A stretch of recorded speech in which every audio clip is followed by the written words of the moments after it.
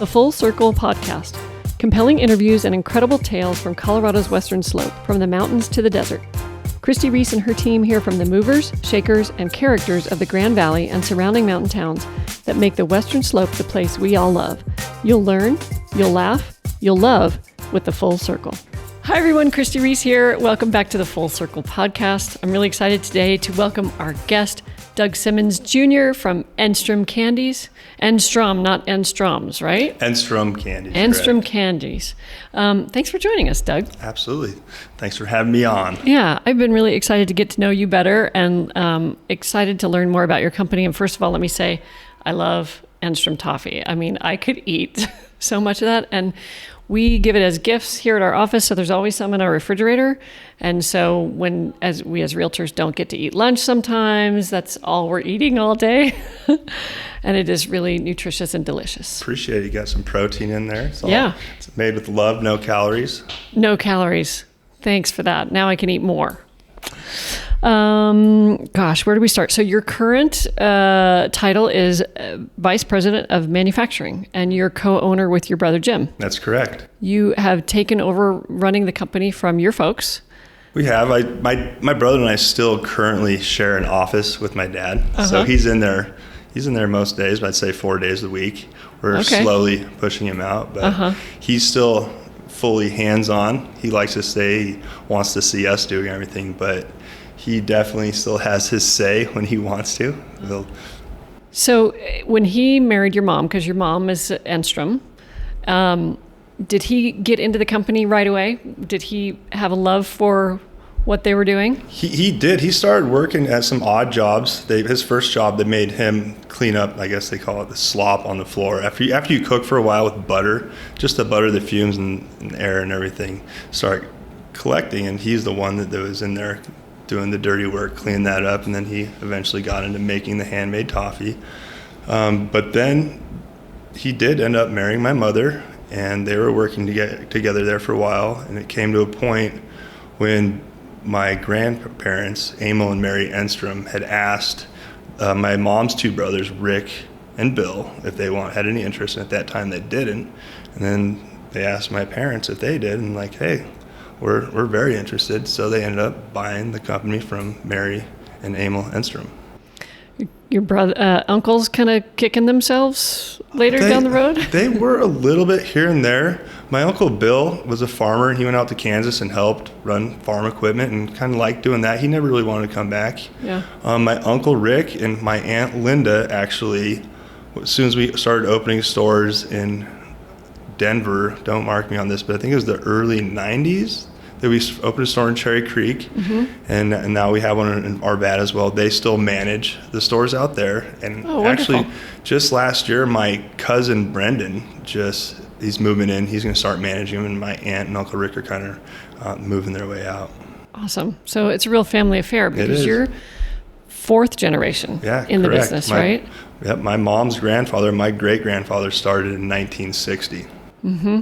And he was just making candy for friends, and it's kind of a hobby. That's exactly what he said. He used to say, "He's like, I'm just here making candy for a few of my friends." And it's turned into a little bit more than that now. But yeah, I love thinking about what it was like in Grand Junction during those years and how word got out. We didn't have social media and all that kind of stuff. So yeah, it was more or less a hobby for him when he started doing it. It was back when people were rationing their sugar and whatnot, and he'd have people that rationing it, giving him sugar, and he'd be just making it as a hobby, and he'd give it to a few friends here and there, and like, man, you could take this somewhere. And before you know it, he started mailing it to friends and family in different states, and before we knew it, he had a mail order company. Mm-hmm. And did he perfect that recipe for the almond toffee early on, or was it something that you all have continued to change or improve? I think that's one of the major things, and that's why my mom's still around. It's like, we do not mess with the recipe. It's the exact same. A lot of companies nowadays, you can see they want to streamline things, and you can get way more production out, get longer shelf lives when you're tweaking the recipe, adding corn syrup and different things that you don't really want on your label. We still have a clean label. It's got butter, sugar, almonds, chocolate, water, and a little bit of sunflower lecithin as an emulsifier. And we were talking earlier when you first got here about the secret to the toffee and the recipe, but you said there's really no secret. No secret. It's been white, like right in the open. We have the window there. We don't hide the ingredients. You see exactly, if you want to watch how much we're putting in, they see how much they're putting in. We'll even share the amount we're putting in if you want, but it's really the elevation is what is helping us cook that light, fluffy toffee. Because when you cook it at elevation, anything you're cooking at elevation, just boiling water, period, boils faster. So the faster you boil water, the faster you boil out the moisture in the candy. And like I was telling you, that's exactly the art of making candy. Is like the temperature you cook to is going to give you the result of how much water you're cooking out. So the higher temp, the less water left over. Did your grandfather realize that was part of what made his candy so special? I don't know that for sure. I think he figured out how long he had to cook it here, but I don't know if he'd ever been at sea level trying to cook it. I don't know that. What else do you think makes the toffee so good? Do you eat a lot of it? I really don't. I catch myself having a bite here or there. I find myself eating the ice cream more common than not. It's the biggest thing with our toffee, again, is the elevation and cooking it, and it's light and fluffy. Most people, when they think of toffee, they think of like a Hershey's, or not Hershey's, but a Heath bar, or they think of English toffee, and it's like, oh, this is.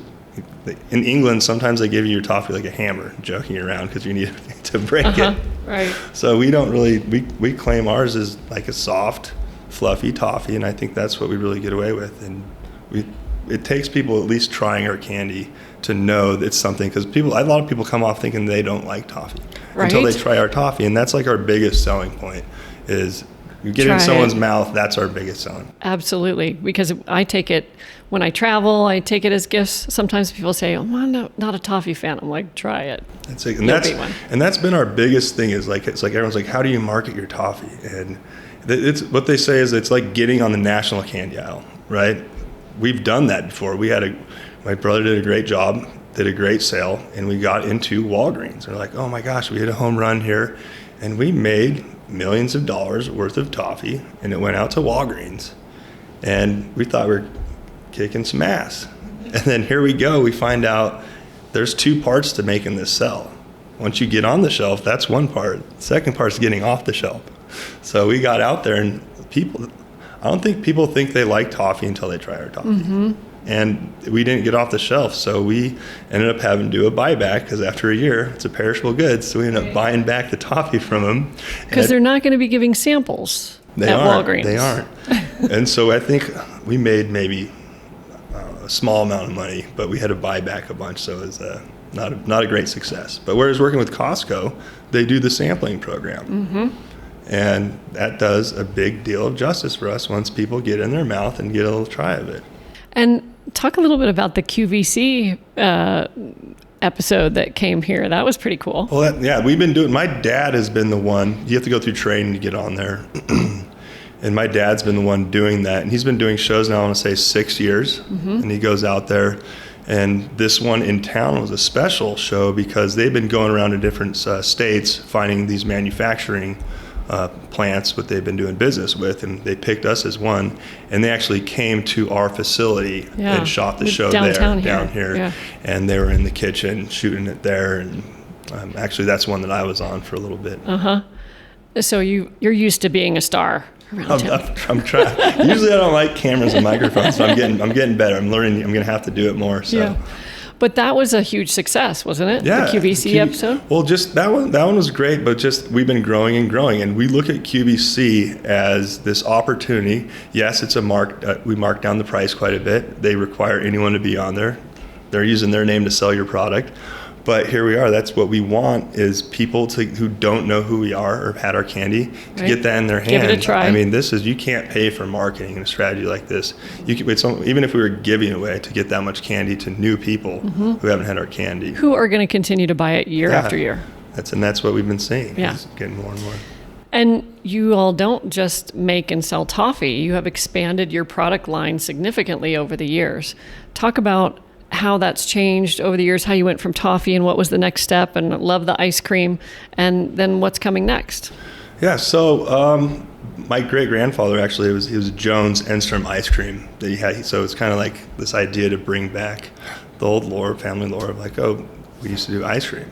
So we started doing ice cream. I mean, maybe 20 years ago, and which that's my favorite thing. I catch myself eating that. We use a really high fat fat premix content to make the ice cream. Really love that. And we just make enough ice cream. We don't have a machine big enough to sell any of that online or do direct to consumer. We just do that for our local retail stores. We have two here in Junction. We just opened a new little plug. We just opened a new Montrose store today.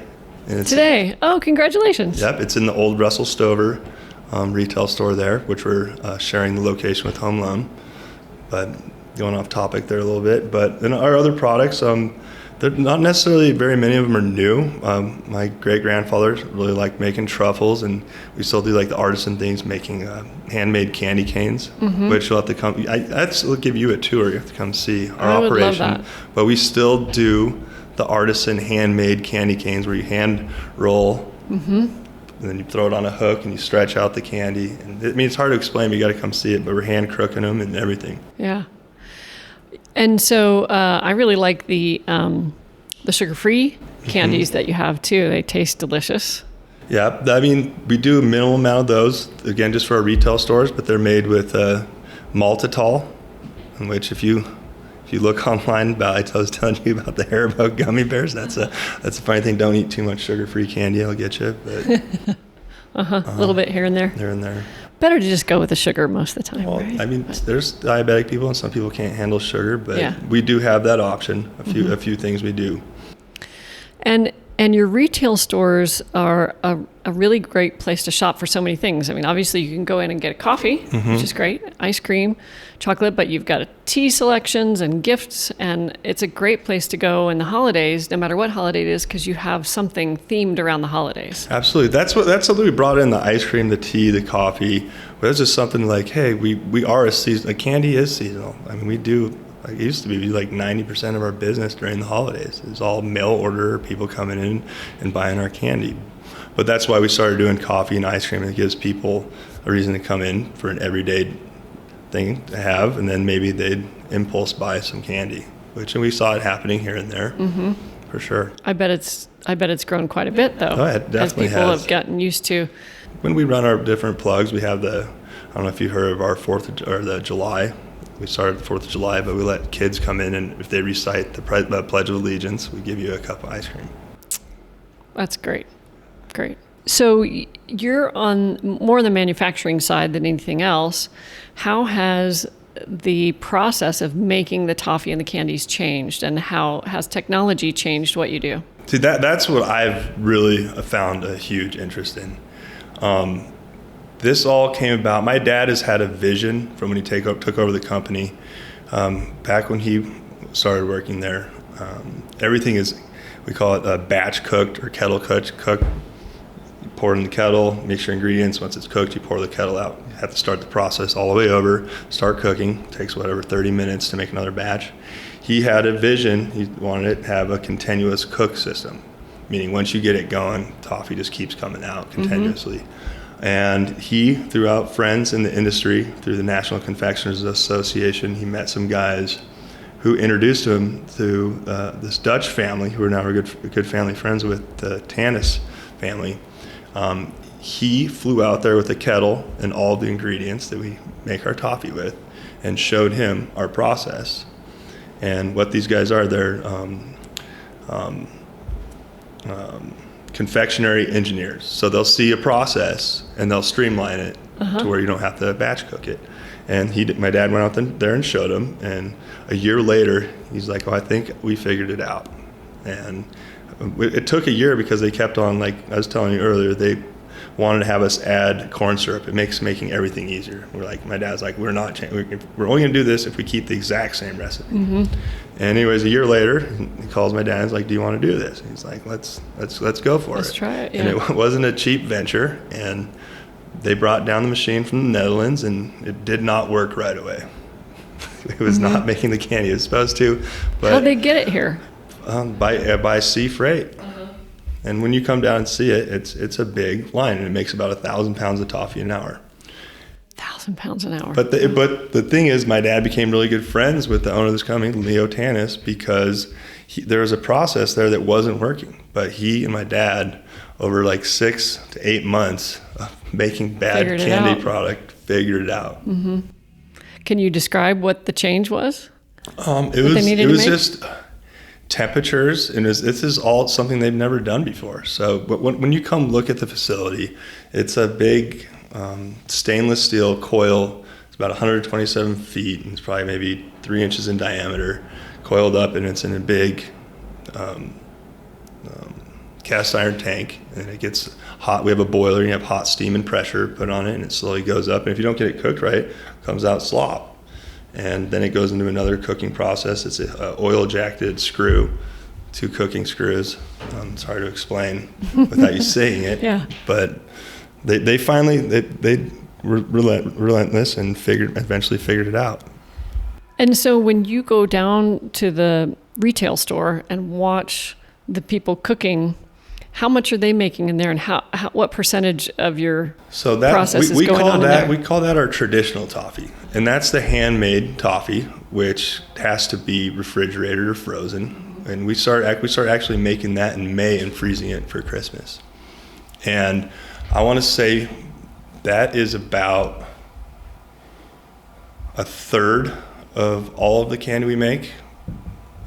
So we have 2 different sides of the business. We have a retail and our wholesale. Mm-hmm. When I say retail, that's anything in our retail stores or our direct to consumer from our website to a customer. When I say wholesale, it's like a Costco or a QVC, or there's some other companies that we sell with that have NDAs I can't say.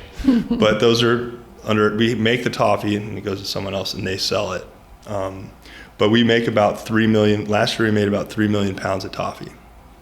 And we do about half and half retail and wholesale. Okay. And so the handmade stuff that you see being made on site there through the windows, how is that different from what the machine is doing? So it's the exact same ingredients. When you see the handmade stuff, it's slabbed out, mm-hmm. right? And then they cut it into bigger chunks, and they take that and then they take it back, and it's hand broken and packed in boxes. Mm-hmm. The stuff on the toffee line is poured out on a stainless steel belt, probably maybe 1.5 feet wide, and that goes down a long process of cooling. And then it's actually slit into little 1.5 inch strips, and then that's chopped into little 1.5 inch by 1.5 squares, and we call those petites. And what happens is they get fully enrobed in chocolate. Yeah, thanks for leading this on. This is good. We've found out down the road throughout doing this, if you completely enrobe a piece of toffee in chocolate, the cocoa fat acts as a great barrier, keeping the oxygen out of the toffee. Because mm-hmm. What happens is oxygen gets into the butter fats, and oxidized butter fat is rancid fat. Okay. And so that's why that's where our hand-broken toffee, where the sides are exposed, it has to be frozen. Right. So when we completely enrobe in chocolate, the cocoa fat is acting as a barrier, keeping the oxygen out, and we actually get a year shelf life. So that's what's opened us up in this wholesale world where we can have it on the shelf without it being frozen. Yeah. And do you still have a period of the year where you don't ship? I think I was reading something about that. We are right now, but you better order quite a bit of toffee, because it's probably, you're going to spend $15-$20 to ship a $30 box of toffee. It definitely makes it hard. And you have a big freezer system mm-hmm. to keep all this absolutely toffee frozen. That's what it's all about. How many boxes are you have frozen at a time? I mean, I'm imagining my eyes. It's a ton. That's why I figured out there's years. That's why my dad took this business to the next level. Is that I understand why he was stressed out come the holidays, because he would make a decision how much toffee he's going to make compared to the last year. Right. And it kept growing. We don't want to run out. And you're making a perishable good. But we can't make all the toffee we're going to sell during Christmas in a couple weeks. Mm-hmm. Like I said, we started making toffee in April, freezing it, getting ready to sell for the fourth quarter in the Christmas rush. Because when we're busy in our mailroom, FedEx will come and park a couple of trailers. In our busy days, we'll be sending out 30,000 boxes in a day. On our few busiest days, yeah. That's amazing. Wow. And you do you ship overseas mm-hmm. for service members for free? Is that right? Yeah, we do that. No shipping charge. Try to do the small things. Yeah. We try to, like, every once in a while we will. No one's perfect. We do overproduce here and there, and it's not like my dad says we're not manufacturing flashlights. You can't sell them next year. So when we do try to give back some of the candy we overproduce, like we've given it to D51 a few years back when we overproduced, and we do try to ship a bunch of candy overseas to our men and women out there protecting us. So that's awesome. Well, call me, Doug, if you have extras you need to get rid of. Well, I'll drive down there. Hope you got a big truck. What you talked about that you like the ice cream. Is that your favorite thing there? Do you have other favorites? Do you have a favorite flavor? I like turtles. I like caramel. And don't get me wrong, I do like toffee, but I don't know, I eat that seldomly compared to everything else. But the ice cream, my favorite ice cream is the cookie dough. And it's just when I get done with lunch and I'm coming back in, I'm checking on my retail folks. That's the one thing that tempts me. I don't get a cup. I'll just get one little plastic spoon, and every day I'll have one little scoop, one little spoon scoop. The advantage of being a ice cream store owner. Yeah. So what do you see for the next 10 years in this business? Well, right now, our biggest problem is running out of space. Once you come and visit, you'll see we're on top of ourselves, and we're running out of warehouse space. We've been in the midst, on and off, for the last 3 years of looking at building an expansion facility, and just with the cost of building, you being real estate, understand this has been going up and up, and we don't know if it's going to come back down. But we had built out a plan for a whole new plant and facility. And we were going to do it, and looked at the prices like, we don't want to build this when it's the peak of how expensive everything is right now. So right now my dad and I yesterday went and looked at a piece of property that there's a warehouse for sale. It's about 18,000 square feet that we're going to be purchasing here, it looks like, just for some off-site storage that we really need. But currently we are working on plans to build a whole new facility out on 28 Road, which is we're way overdue. Mm-hmm. Not only for production reasons, but for warehousing. I have some great warehousing guys that they're on top of each other, and it's like playing Legos with pallets. Yeah, I bet. And so what do you envision happening with the facility downtown? We don't know right away. We'd love to. We definitely are going to keep our retail store there, because the retail store has been there since 1960, since inception. So we'd keep that there. But I think our vision now, downtown does not need a manufacturing facility right there. And I think there could be anywhere from housing to a restaurant on top to retail on the bottom. But I think that corner right there has some way cooler uses. It is a great location. It's really nice to be able to walk there and get ice cream and everything you need. I know from experience talking to people that your company is a really great place to work. Talk about, as a leader of the company, how you treat your employees and how important that is to you. Absolutely. I think, I don't want to throw my dad under the bus here, but I think my management style is way different than my dad's. He's a little more vocal. I've been in the toffee kitchen when he gets upset with everyone when something goes wrong. He's going to let you know. He's definitely going to let you know. I'm very quiet. You'll know if I'm upset with you. I don't have to say very much. I demand everyone's respect.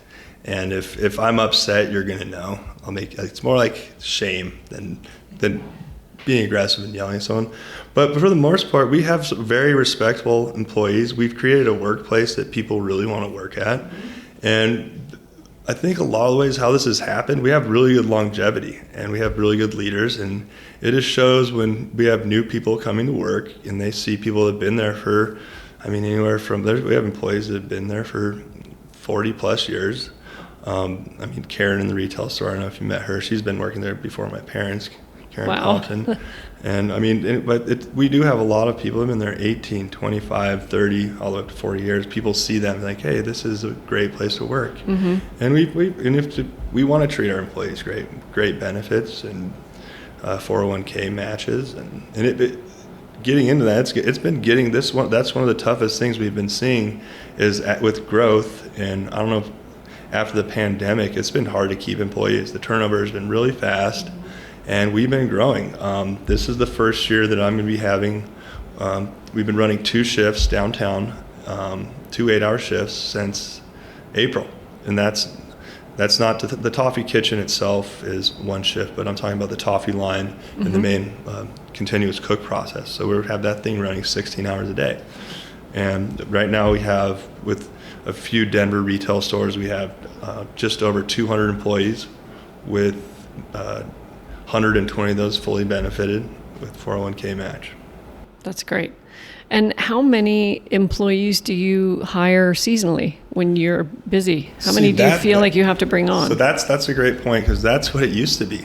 Back when my dad was doing it, they would literally hire people. And some people like to work half a year and then be home with their kids during the summer or whatnot. But we'd hire people in April, get ready to make candy, but come January, you knew you're seasonal and you got laid off. Nowadays, we are working way past that and doing this wholesale stuff, being able to be in the Costco's and the QVC's and some other big box stores where we're able to cook year round. And we have very few seasonal employees now. I mean, some on the retail side. Side, I mean, you have to have more for the shifts on the retail side, right? Yeah, well, and we ramp up quite a bit during the holidays. So that's why I'm saying that's seasonal. But as far as making the toffee, we're hiring people on, and even when we're not going to be making, we don't make handmade toffee year round, because we make it from April to December and fire back up here and there for a couple weeks at a time. But we have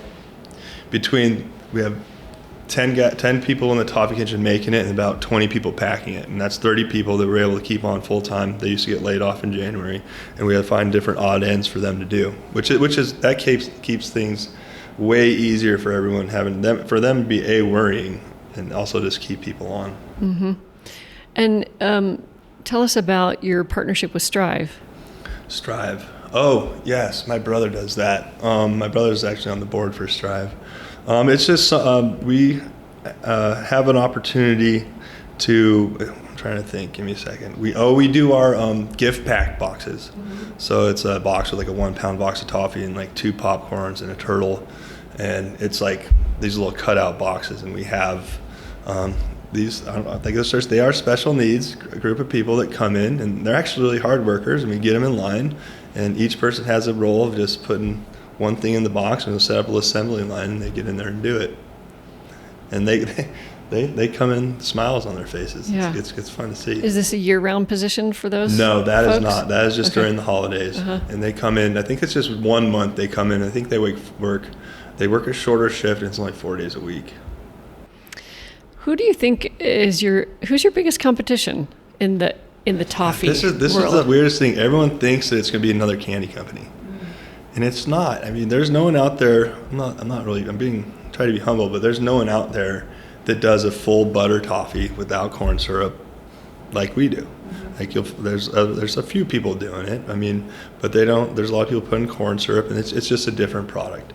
And even out there's enough room for both of us. But the biggest competitors we have out there in the wholesale world, and actually direct consumer, is if you go on the website, go on the internet, there's so many people out there selling different odds and ends that doesn't matter during the holidays. Like, you Google one thing, you're going to see 5 other competition things come up, like different baskets like sherry berries and 1-800-Flowers. Everyone has a presence, and people nowadays want to give something different every year for the holidays. So it's our competition is keeping the tradition. That's what Enstrom's always been, is people passing down the tradition and sending candy to their families year after year. And it's getting more and more difficult, because it used to be we didn't have a ton of competition. We had a website before Amazon was a company. Now you get on the internet. Wow. It's like people get so distracted, and they see one thing and go, "Oh, that might be cool this year," but it's like people sending a box of fish, or there's so many different things out there that you can send during the holidays as a gift. Yeah. Well, I think there's a real sense of pride in this community about having you all here and making this great product that's shipped around the world. I think it's so cool, and I know a lot of people are super proud of it. Yes, we do. And like sometimes we still do some marketing and advertising here, but I think for the most part, we're really well known. We like to get out there. We like to give back to this community. I think that's a big thing for us, is making sure that our community is strong. I'm a big believer in that. But we spend most of our marketing dollars away from the community here because people really do already know who we are. Mm-hmm. I'm glad you touched on giving back to the community, because I know you and I had a conversation recently about, you realize that it's great that you provide jobs and you have this company that helps with the economy, but until you personally started giving back to the community, you didn't realize what an impact you could have. Absolutely. Yeah, well, it's just seeing what my parents have done is and see the joy it brings them, and it's just something I wanted to get involved with and start doing. And I've been on the Hope West Next Gen board. I'm currently on the D51 Foundation board, and I've really enjoyed. I've been on the DDA and the BID, the Downtown Development Authority. Downtown Development Authority. Mm-hmm. And that's been a blast. I really have enjoyed that. Just seeing in the past, I've been on that board for 7 years now, just seeing from when I moved back here what Grand Junction was doing to what we're doing now, especially in the development area. It's just been amazing to see the strides we've been taking. Because of the DDA, we're going out to RFP just trying to have someone look at us for a small project. Now we're able to really sit back and decide who we're going to give our money to help incentivize to do different projects. That's great. So how do you have time for all this? We make time. You know how it is. Yeah. We all make time. I mean, and that's the thing is people, all these different boards, I mean, here and there, they do require a little bit more time, but you can be surprised. People think it's a lot, but you can get out there and give back without having to take way too much time, I think. Mm-hmm.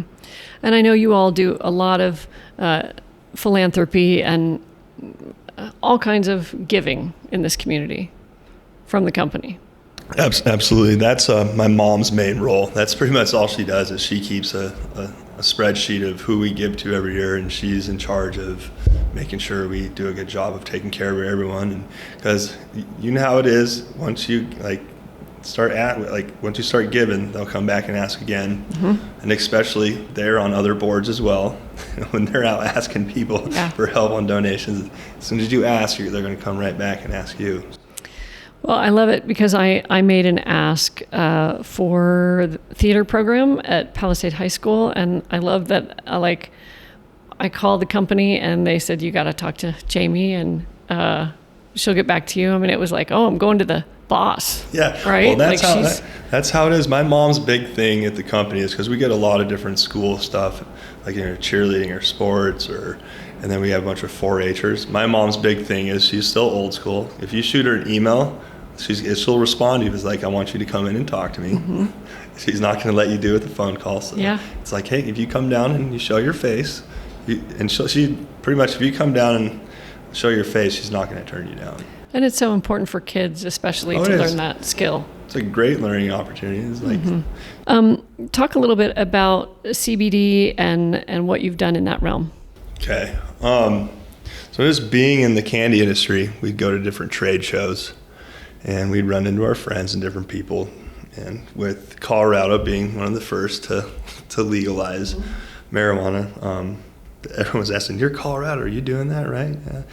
And it wasn't necessarily something we wanted to venture out with until I started doing a bunch of research. And if you do marijuana, you're really held back to only in Colorado. You start making a marijuana product. This is if you get licensing. You make a marijuana product, you aren't allowed to make anything else. Like you couldn't make a regular gummy, you couldn't make a nutraceutical gummy. You're strictly limited to making a marijuana THC product.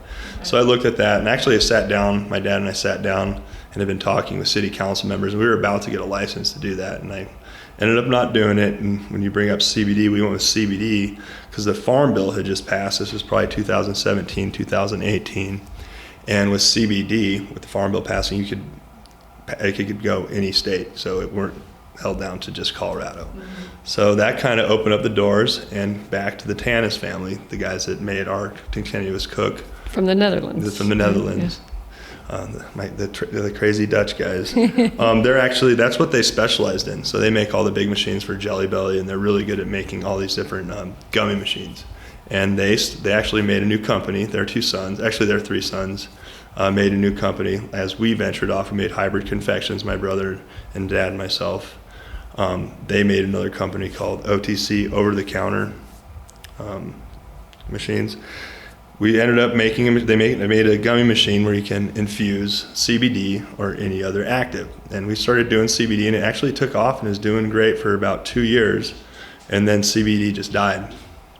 As everyone's seen, it was a huge craze, and it's just no longer a thing. So we had to switch gears, and now this company we found out a niche, it's called nutraceutical gummies. It's anything below a pharmaceutical. So we're doing apple cider vinegar gummies, ashwagandha, melatonin, anything from mushrooms, the legal kind of mushrooms, not the fun ones. But we really changed gears and getting into doing that. We're doing it for Sprouts and a little bit with Vitamin Shop. But it's been a huge learning experience transitioning from the CBD to this nutraceutical world. Because if you go to the grocery store, I'm sure you've seen all the different gummy supplements that you can get, anywhere from vitamin C to sleep gummies to heartburn to collagen to. And so that's something you're hoping to expand going forward. I mean, that's what we expand that company. Yeah. We're currently expanding there right now. There'll be a new building going up there, but it should be built by December. That's more for warehousing, not production. Mm-hmm. Are those produced in the downtown facility now? Nope, it's an off-site facility. It's right there. It's unmarked. It's right there, right across from north of the fire department there. I'll take you down there. You can check it out. Okay. Gosh, I'm going to get the whole tour. Yeah, if we get rocking that gummy line, we can make about 600,000 gummies in 5 days. Wow. Cool.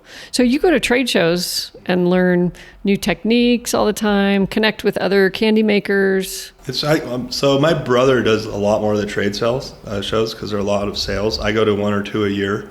And it's not necessarily more new techniques. We're not trying to reinvent the wheel.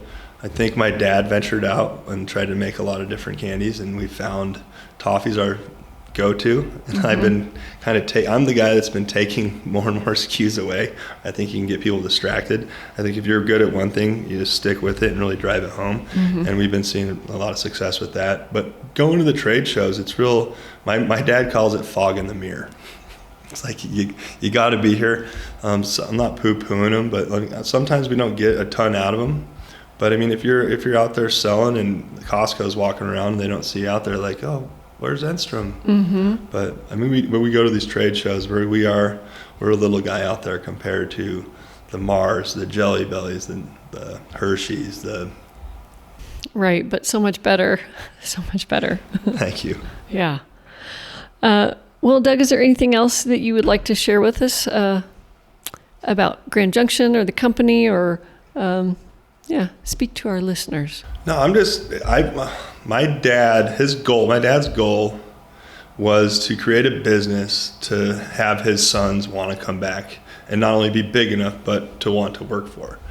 And my brother and I both went to Denver University, and I graduated with a general business degree.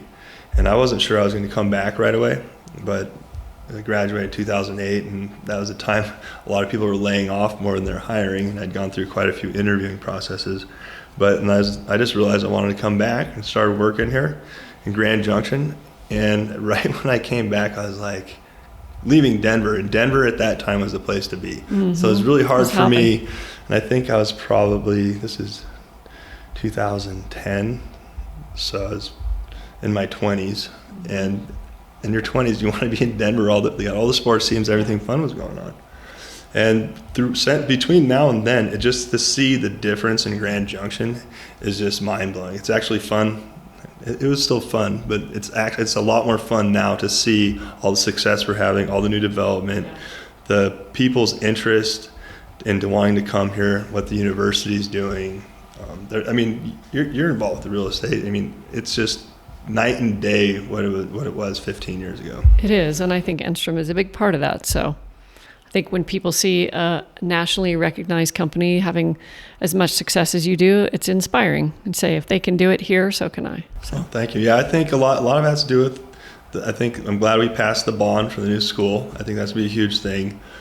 With that one in the past, I don't know what would happen, but that's really one of the big drivers to get these bigger businesses coming out here, that they want to have a place where their kids can get a good education, in the hospital. And I mean, we got the rec center pass. I think that was big. I just think we're finally on a trend here with our people here voting yes. I think we had a long streak there where everyone was afraid of change and they didn't want to vote any of these new tax increases in. And I think, I don't think I know that this happening, there's going to be a huge uptick in everything. I hope people see that and we can keep on that trend. Yeah, I agree. So if people want to order online, Enstrom.com. Enstrom.com. And go order online or go down to the store, and you can have stuff shipped all around the world. And come down and see us. I will. Free Looking forward free to samples, a tour. and I owe you a tour, and come see what we do. I'd love it. It's pretty remarkable. All right. Thank you very much for joining us today, Doug. It's been a pleasure. All right. Thanks for having me. Thanks, everybody, for tuning in to the Full Circle podcast. Thanks to Doug Simmons Jr. And patronize Enstrom, please. Great company, great product. And we'll see you next time on the Full Circle. Thanks for listening. This is Christi Reece signing out from the Full Circle podcast.